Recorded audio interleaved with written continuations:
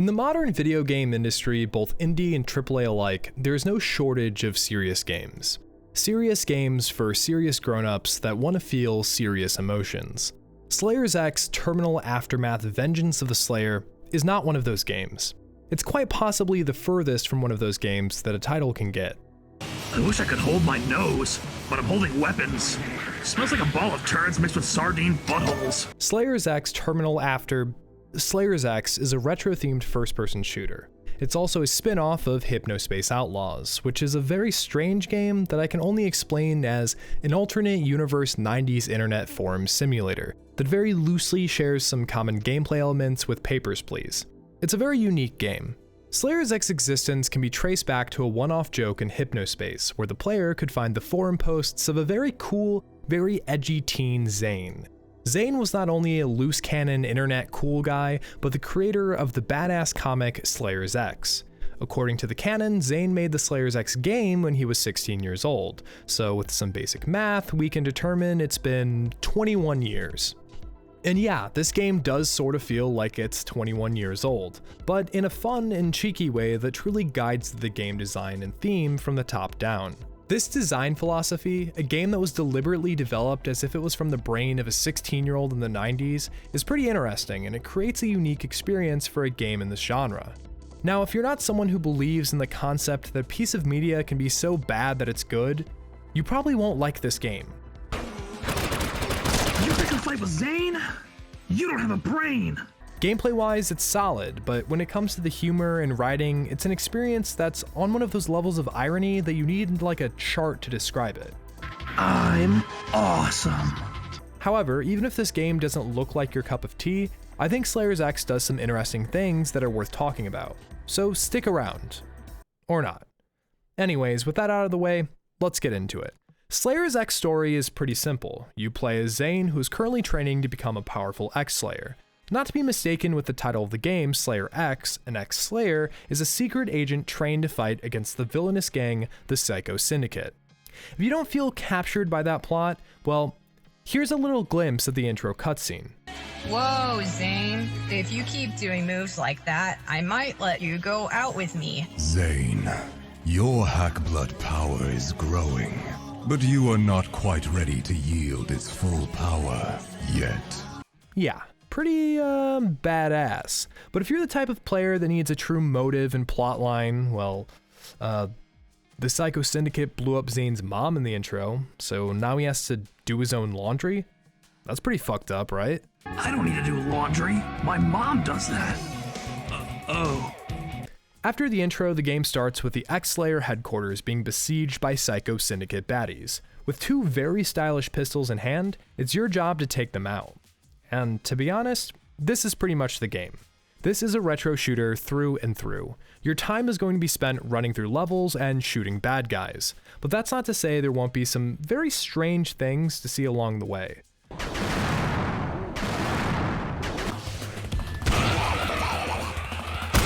Whoa!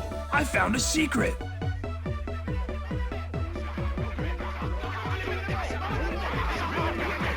But for now, let's talk about the visuals. Slayer's X has what I would call a retro but grating style. Some games take the retro style and make it pretty. Nice color palettes, beautiful sprites. Not Slayer's X. Slayer's X isn't full Cruelty Squad grading. I mean, nothing is full Cruelty Squad grading, but it's definitely not winning any awards with its sprite work.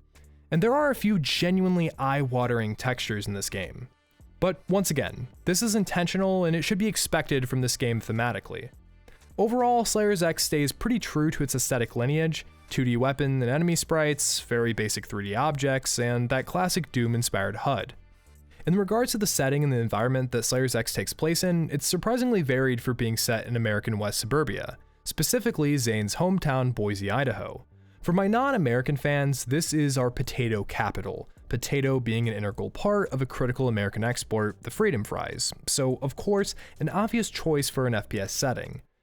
Zane finds himself fighting not only in the suburbs and a supermarket, but in sewers, underground layers, and a computer village dimension.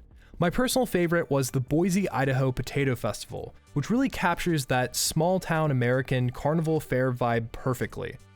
I can truly imagine riding the butthole of hell with my middle school crush in hopes of getting my first kiss. With only having a small handful of levels, Slayer's X has an alright amount of enemy designs. Many of these enemies fit into those classic tried and true retro shooter niches like the Flying Skull or your average shooting cultist, but of course Zane throws us some curveballs like the living piece of shit and the maniacal man throwing springy bombs. Even the simplest of enemies that sort of just rushes at you like a zombie is truly a product of Zane's twisted and demented imagination. However, I did wish to see some more out there designs, like the toilet boss, but for such a short game, the limitations are understandable.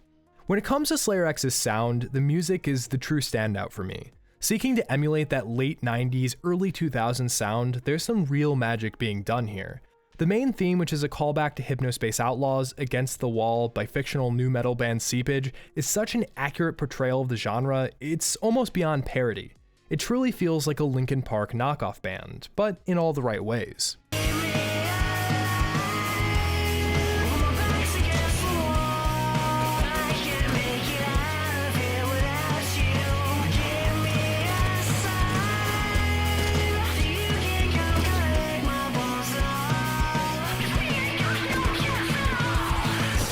The rest of the soundtrack is a nice blend of rock and atmospheric electronic tracks that really hits some of that 90s nostalgia while not compromising any quality.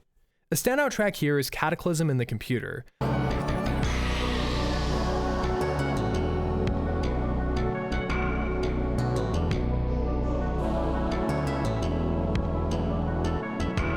The crunchy General MIDI instruments are truly a joy that really puts you in the era. The weapon sounds in Slayer's X are serviceable, they get the job done.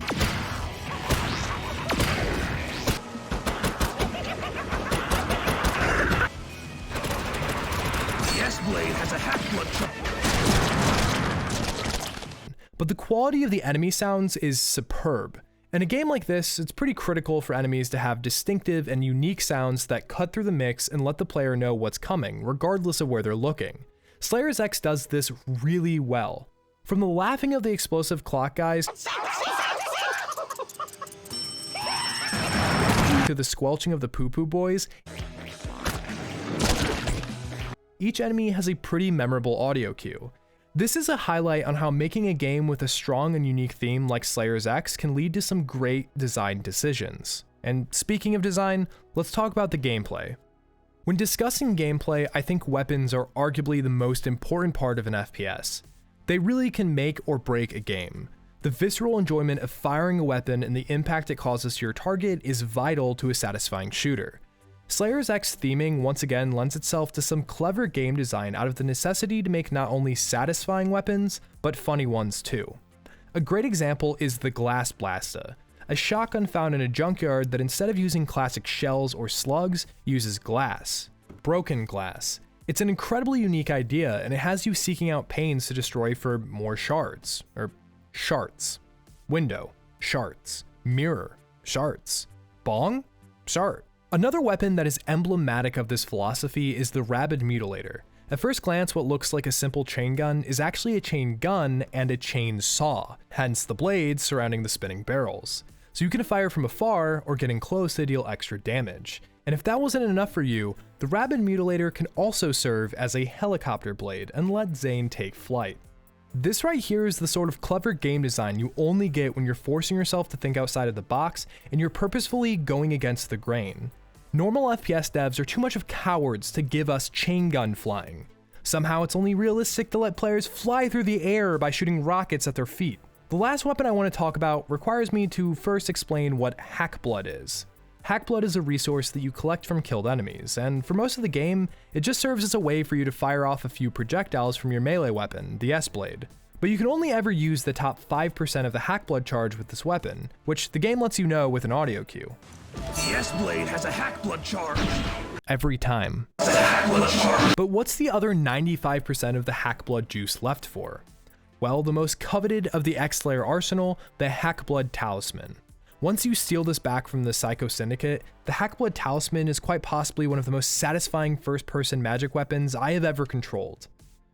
Magic in first-person games usually feels lame. I think of Skyrim.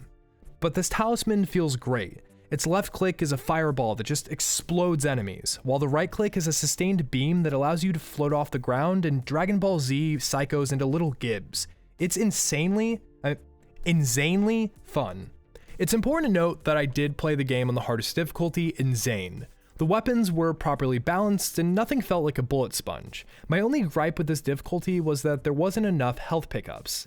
In a game that uses a retro health system, it's difficult to get this right, especially in the harder difficulties, but there were some maps where it felt like I had to go through a third of the level before I found health again. I still got through the game without too much of a problem, so it's not really a deal breaker or anything. Overall, the gameplay of Slayers X is pretty standard. Move through the map, kill monsters, find keys, repeat. It's a tried and true recipe that can get a little one note, but I don't feel like it's fair to call that a downside of the game. Just don't expect any grand objectives or puzzles from Zane. The shooting itself in Slayers X is decently fun, but I personally think one of the biggest appeals is just the crazy shit you can find in the world. Of course, you can still find secrets that reward you with weapons and ammo and health, but many times secrets just take you to the weird stuff. Like the rats. Did I mention there's a lot of rats in this game? With an iconic rat voice actor too. I eat bad guys for breakfast and lunch and dinner. Yum, yum. Sometimes these rats will have you fetch them cheese. I don't know what it did, but I damn sure got them their cheese whenever I found one of their hideouts. There's just a lot of weird stuff in Slayers X. In my opinion, this is really the main appeal of this game. Exploring the world and just seeing what wacky stuff is hidden around the map. If you're someone who doesn't like secret hunting, I'm not sure I would recommend Slayers X, because that's where most of my fun was derived from. The game overall is pretty short with only one chapter, that's about 9 levels. If you're speeding through it, you're definitely going to finish it in a single setting, but it's much more enjoyable to saunter through the maps, checking every nook and cranny for all the fun stuff. All in all, Slayers X is a fun game for $17, or for free if you own Xbox Game Pass. It's short, fun, and breaks that retro boomer shooter mold in some unique ways. However, its ironic humor and theming honestly is not for everyone. Mevin, what are you doing out here? I thought they evacuated town. I don't know, Zane. I could ask you the same question. I hope your mom knows you're out past your little bedtime. I would fire you if I wasn't banging her. Shut up, idiot! I also think this game is easier to appreciate if you have played HypnoSpace Outlaws, because there's a lot of references to it. Slayers X reminds me of Cruelty Squad. They're both uncompromising manifestations of an indie dev's vision, regardless of marketability or general appeal. I appreciate this in a genre that can sometimes feel like a sea of Doom clones. Sometimes you just need a game to tell you to shove it in your turd hole and smoke it. Shove that in your turd hole and smoke it! Thanks for watching.